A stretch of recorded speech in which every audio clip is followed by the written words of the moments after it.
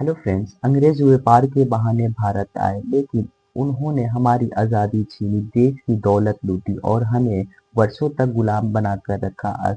आज जानेंगे अंग्रेजों ने भारत के साथ क्या-क्या गलत किया।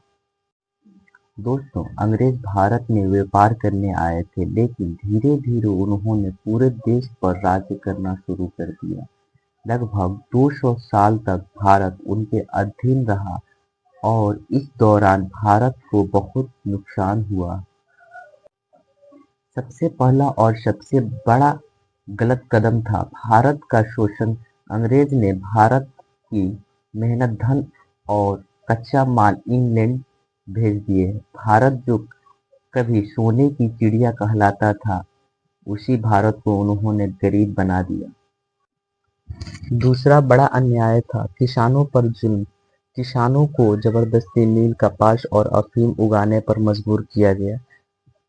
अगर किसान मना करते थे तो उन पर अत्याचार होता था। इस कारण कई जगहों पर भयानक आकलन और भुखमरी हुई, जिसमें लाखों लोग की जान चली गई। तीसरा गलत काम, भारतीय उद्योग को बर्बाद करना। हमारे देश के हाथक करघा, कपड़ा उद्योग और कारीगर पूरे दुनिया में मशहूर थे, लेकिन अंग्रेज ने सस्ते अंग्रेजी कपड़े भारत में भर दिए, जिससे हमारे कारीगर बेरोजगार हो गए।